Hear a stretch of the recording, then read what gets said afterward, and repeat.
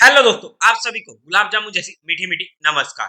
और उसी के साथ आप लोगों का स्वागत है आईपीओ के लव ट्रायंगल शो में। तो फाइनली फिर से आईपीओ का सीजन शुरू हो चुका है। एक साथ काफी सारे आईपीओ आने वाले हैं और अगर आईपीओ आएंगे तो एक अच्छा मुनाफा भी हमें उम्मीद है कि आता रहेगा। और वहां पर अब तो नए रूल्स लागू हो चुके हैं, यानी कि T+3 डेज में, यानी कि हमारा पैसा ज्यादा दिन तक ब्लॉक रहेगा ही नहीं। और अगर हमें बाई चांस आईपीओ अलॉट नहीं होता है तो वहां पर नेक्स्ट डे पर ही हमारा पैसा अनब्लॉक हो जाएगा।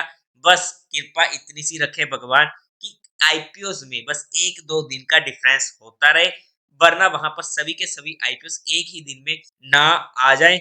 बस वो चीज ना हो, अदरवाइज हम इजिली हर आईपीओ को अप्लाई कर पाएंगे। तो वहीं पर ही सबसे पहला आईपीओस आने वाला है डोम्स इंडस्ट्रीज का, जिसके बारे में हम आज के दिन इस रिव्यू वीडियो में पूरी की पूरी कंपनी का कच्चा चिट्टा खोलने वाले हैं। अगर मैं स्टार्टिंग में इसमें अपने पर्सनल डिसीजन की बात करूं, देखो, जीएमपी की मैं बात नहीं कर रहा हूं, मैं इसमें अपने पर्सनल डिसीजन की बात कर रहा हूं जो मैं जीएमपी बेसिस पर कभी भी नहीं बनाता।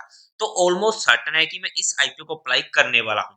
रिटेल कैटेगरी में तो एटलीस्ट करूंगा ही करूंगा, बट रिटेल से एचएनआई में कन्वर्ट होता है या नहीं होता है वो हमें टाइम बताएगा। और वो कैसे? सबसे पहले तो एंकर लिस्ट क्या सी रहती है इसकी, जो हमें फर्स्ट डे पर देखने को मिल जाएगी। उसी के साथ साथ सब्सक्रिप्शन कैसी मिलती है क्वालिफाइड और एचएनआई की तरफ से, ज्यादा इफेक्ट पड़ेगा मुझे एचएनआई की तरफ से किस तरीके का रिस्पॉन्स देखने को मिलता है। उसके बेस पर इसको मैं रिटेल से एचएनआई में कन्वर्ट कर सकता हूँ। ये इसमें मेरा पर्सनल डिसीजन होने वाला है। बट जो भी फाइनल डिसीजन होगा वो मैं आप लोगों को टेलीग्राम चैनल पर या फिर हमारे डेली के शो मार्केट का पैच पर ब्रेकअप में अपडेट कर दूंगा। तो चैनल को सब्सक्राइब करना मत भूलिएगा।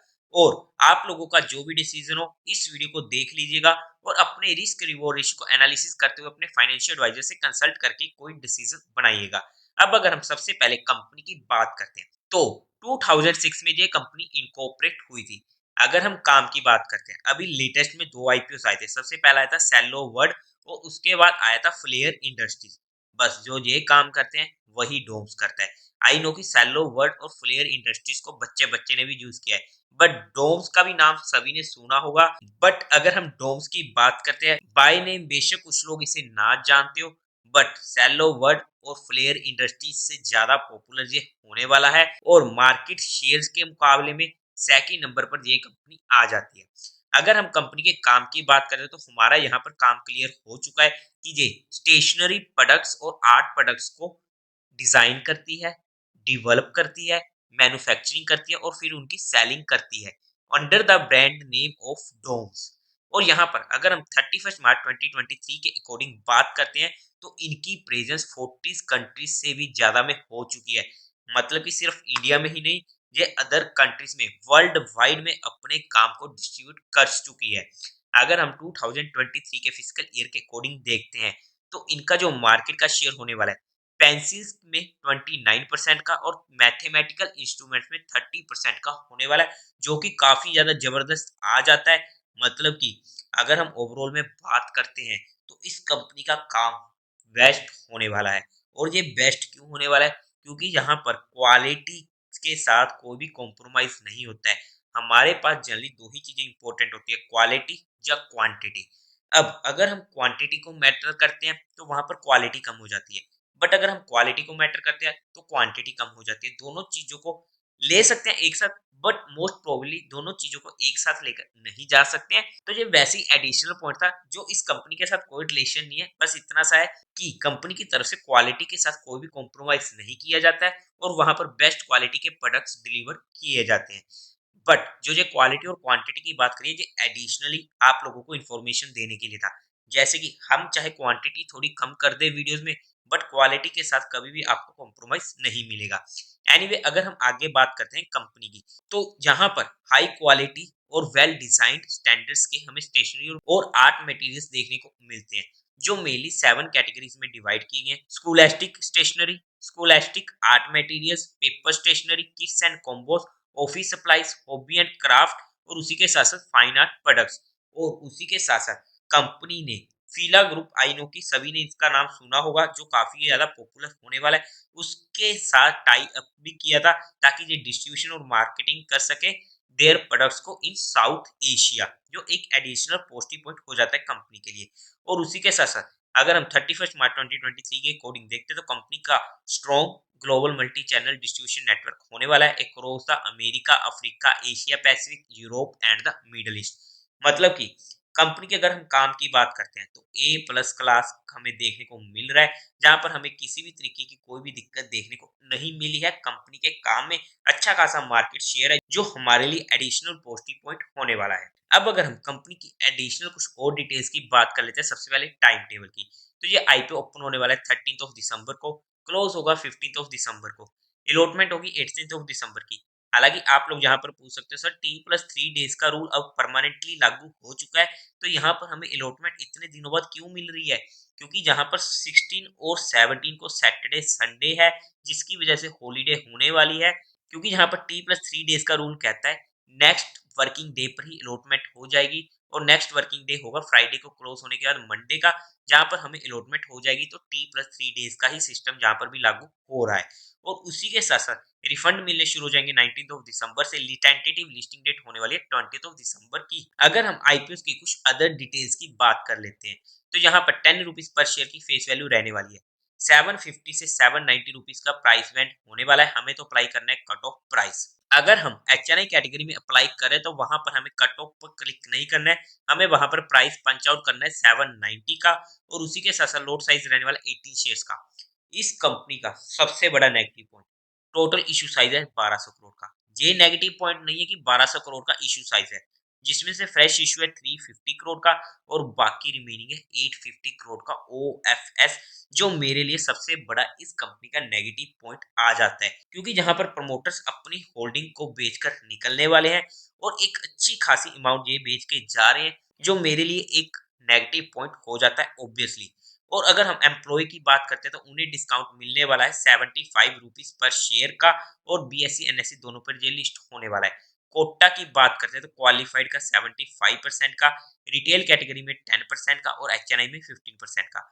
आप बोलोगे रिटेल कैटेगरी में 35% का होता है, बट यहाँ पर हमें 10% का देखने को मिल रहा है। क्योंकि यहाँ पर जब हम इसके फाइनेंशियल चेकआउट करेंगे तो एक रूल आ जाता है कि अगर आपका लास्ट 3 इयर्स में प्रॉफिट नहीं होता है, तो अगर आप अपना आईपीओ लेके आते हो तो आपको मैक्सिमम पोर्शन रिटेल कैटेगरी में 10% का ही रखना पड़ेगा, तब आप 35% का नहीं रख सकते हो। तो एज पर रूल जहाँ पर रिटेल कैटेगरी में 10% का शेयर कोटा होने वाला है। उसी के साथ साथ अगर हम इस आईपीओ के लोट साइज की बात कर लेते हैं, तो रिटेल कैटेगरी में 18 शेयर्स का एक लोट रहने वाला है, जिसकी अमाउंट पड़ेगी 14,220 रुपीज की। एक लोट से ज्यादा अप्लाई करने का कोई फायदा नहीं है, बिकॉज यहाँ पर आईपीओ के ओवर सब्सक्राइब होने के पूरे पूरे चांसेस है। स्मॉल एचएनए में 15 लोट्स के लिए अप्लाई करना पड़ेगा, जहां पर अमाउंट पड़ेगी 2,13,300 की। बिग एचएनए में 71 लोट्स के लिए, जहां पर अमाउंट पड़ेगी 10,09,620 रुपीज की। अगर हम उसके बाद आईपीओ के प्रमोटर्स की बात करते हैं, तो आप लोग जहां पर प्रमोटर्स के नाम पढ़ सकते हैं। और उसी के साथ साथ अगर हम शेयर होल्डिंग की बात करते हैं तो प्री इशू था 100% का, पोस्ट इशू रह जाएगा 74.97% का। अब ये तो होगी कुछ बेसिक डिटेल्स। अब बट अगर हम कंपनी की मेन चीज की बात करते हैं, यानी कि जहां पर कंपनी का पूरा कच्चा चिट्ठा खुलने वाला है, कंपनी के फाइनेंशियल्स की बात करते हैं, तो 31 मार्च 2021 में अगर हम टोटल सेट्स की बात करते हैं तो 457 करोड़ के, जो फिर से इंक्रीज हुए, और 2023 तक पहुंच चुके थे 639 करोड़ के। एक डिसेंट ग्रोइंग रेट हमें देखने को मिल रही है। 30 ऑफ सितंबर में भी हमें यहाँ पर 829 करोड़ के देखने को मिल रहे हैं। रेवेन्यू की बात 408 करोड़ के 2021 में, जो फिर से इंक्रीज हुए और फिर से इंक्रीज हुए, और 2 सालों में ट्रिपल हो चुके थे 1216 करोड़ के।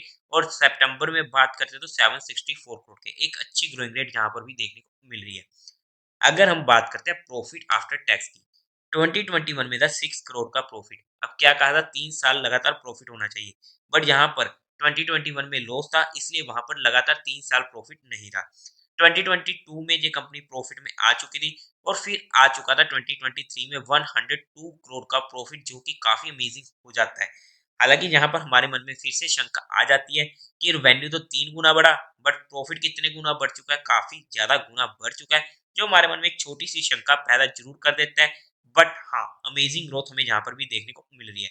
73.91 करोड़ के प्रॉफिट हमें 30 सितंबर 2023 में देखने को मिले।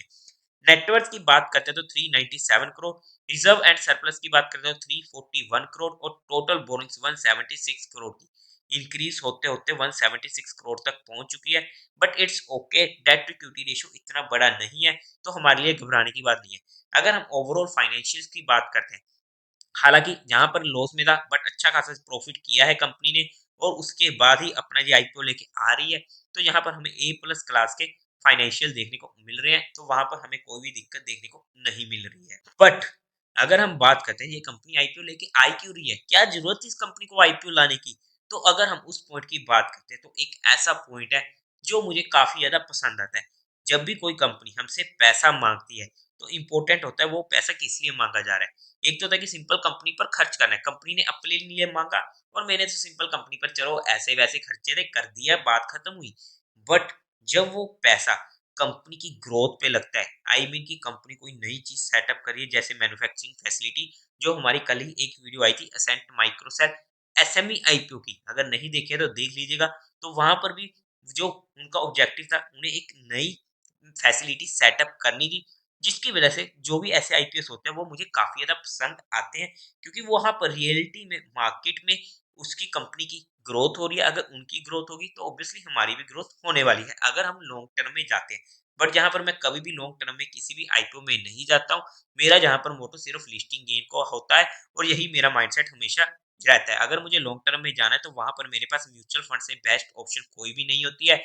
और अगर आप लोगों को म्यूचुअल फंड में कोई भी हेल्प चाहिए हो, आपकी कोई भी क्वेरी हो, जो आप चाहते हो कि हम आपका पैसा मैनेज करने में आपकी हेल्प करें, तो being an mutual fund distributor I will try to do my best on the basis of your needs and your risk management. आपको डिस्क्रिप्शन में मेरा नंबर मिल जाएगा, एक बार आप बात कर सकते हैं। अगर आप सेटिस्फाइड होते हो तो हम आपकी पूरी की पूरी हेल्प कर देंगे।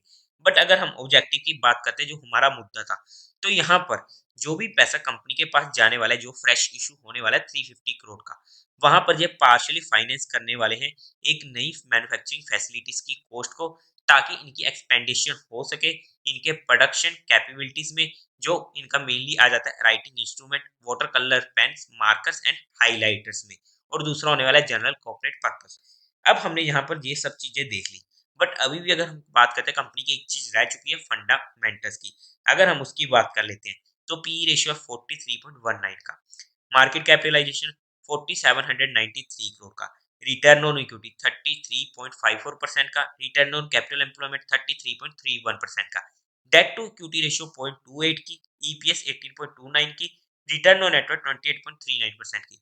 कहीं पर भी मुझे कोई भी दिक्कत देखने को नहीं मिल रही है, सब कुछ मुझे ए प्लस कैटेगरी का देखने को मिल रहा है। मतलब कि अगर मैं कंपनी की बात करता हूँ, जहां पर मैंने सिर्फ return on equity, return on capital employment, debt to equity ratio, EPS और रिटर्न ऑन नेटवर्थ की बात करी है, तो यहाँ पर मुझे कोई भी दिक्कत नहीं देखने को मिली है कंपनी की तरफ से। अब अगर हम बात करते हैं कंपनी की वैल्यूएशन की, क्योंकि एट द लास्ट हमें वैल्यूएशन भी तो देखनी है, तो वहां पर अगर हम पीयर टू पीयर कंपैरिजन में जाकर बात करते हैं, तो कैमलिन की अगर हम बात करते हैं तो उसकी पी है 64.14 की, लिंक की 28 की, Navneet education 15.86, Flair writing industries 35.76। अगर हम सिर्फ कैमलिन को छोड़ दें तो अपने पीयर कंपैरिजन से ये हायर वैल्यूएशन पर आ रहा है, हालांकि कैमलिन से ये सस्ता आ रहा है। बट अगर हम मेनली बात करते हैं वैल्यूएशन की, तो कंपनी की अगर हम वैल्यूएशन की वाइज बात करते हैं तो कंपनी अच्छी वैल्यूएशन मांग रही है। अगर हम 2024 के कोडिंग देखते हैं, मतलब कि अगर हम ओवरऑल में देखते हैं तो कंपनी अपना आईपीओ ना ही सस्ता ला रही है ना ही महंगा ला रही है। अगर हम नॉर्मली बात करते हैं note basis on financial year 2024, but हाँ, आईपीओ थोड़ा सा सस्ता और हो सकता था, बट क्योंकि यहाँ पर डिमांड हमें अच्छी देखने को मिल रही है जीएमपी में। अगर हम इसके जीएमपी की बात करते हैं ना आज के टाइम पे, तो यहाँ पर 61% का जीएमपी हमें आज के टाइम पर देखने को मिल रहा है, जो कि काफी जबरदस्त आ जाता है। बट जीएमपी कभी भी मेरे लिए फर्स्ट प्रेफरेंस नहीं होता है, ये सबसे एंटली प्रेफरेंस होती है। इनफैक्ट ये प्रेफरेंस कभी भी नहीं होती, मुझे कंपनी देखनी होती कैसी है, कैसा काम कर रही है, और उसने आज तक कैसा परफॉर्म किया है, उसके बेस पर ही मैं कोई अपना पर्सनल डिसीजन बनाता हूँ। बट एनीवे, हमने यहाँ पर कंपनी के बारे में हर चीज डिटेल में डिस्कस कर ली है। अगर हम कंपनी के मेनली नेगेटिव पॉइंट्स की बात करते हैं, तो सबसे मेजर नेगेटिव पॉइंट आया मुझे इसका ओएफएस का, जो एक अच्छा खासा साइज होने वाला है। सेकंड, थोड़ा सा मुझे हल्का सा देखने को मिला वैल्यूएशन वाइज, जहां पर भी मुझे हल्की फुल्की थोड़ा सा ओवर वैल्यूड ये देखने को मिला है। इसके अलावा मुझे इस कंपनी में कोई भी और नेगेटिव पॉइंट देखने को नहीं मिला है। पॉजिटिव पॉइंट की अगर मैं बात करूं, सबसे मेजर नेगेटिव पॉइंट जो मेरे लिए होने वाला है, कंपनी एक नई मैन्युफैक्चरिंग फैसिलिटी को सेटअप करने वाली है, जो मेरे लिए सबसे इंपॉर्टेंट होने वाला है। फाइनेंशियली बात करता हूं, तो यहाँ पर हमें कंपनी के फाइनेंशियल काफी जबरदस्त देखने को मिल रहे हैं, फंडामेंटल्स काफी अच्छे हैं। और एक और अच्छा पॉइंट मुझे देखने को मिलता है, इसका मार्केट शेयर, जहां पर भी ये काफी अच्छा रेवेन्यू जनरेट करती है। और अगर कंपनी का मार्केट शेयर अच्छा है, तो वो ऑब्वियसली आने वाले टाइम में भी हमें एक अच्छा पॉइंट देखने को मिलता है। बट अगर हम इसी के साथ साथ एक और एडिशनल नेगेटिव पॉइंट की बात कर लेते हैं, तो जो ये सेक्टर है, हालांकि सदाबहार सेक्टर होने वाला है, लाइफ लॉन्ग ये सेक्टर चलने वाला है, इसमें कोई भी शंका नहीं है। बट यहाँ पर काफी सारी लोकल कंपनीज आ जाती हैं, जिसकी वजह से जितनी भी हाई ब्रांडेड होती है कंपनी, वहां पर हमें हल्का फुल्का दिक्कत देखने को मिलती है। तो बट ये इतना मेजर नहीं है, बिकॉज कंपनी अपने ब्रांड नेम, अपनी क्वालिटी के बेस पर चलती है, और ऑब्वियसली हमें यहाँ पर कंपनी की तरफ से क्वालिटी में कोई भी कॉम्प्रोमाइज देखने को नहीं मिलता। एनीवे, हमने यहाँ पर सारे के सारे पॉइंट डिस्कस कर लिए हैं। मेरा पर्सनल डिसीजन मैं आप लोगों को दे चुका हूँ, फाइनल डिसीजन मैं आप लोगों को अपडेट कर दूंगा। बट आप लोगों का जो भी डिसीजन हो, एक बार अपने फाइनेंशियल एडवाइजर्स और अपने रिस्क रिवॉर्ड रेशियो को मेंटेन करके ही बनाइएगा। तो देवी और सज्जनों, उम्मीद है आप लोगों को ये वीडियो अच्छी लगी होगी, तो इस वीडियो को लाइक कीजिएगा, शेयर कीजिएगा और साथ ही साथ चैनल को सब्सक्राइब करें। हर हर महादेव।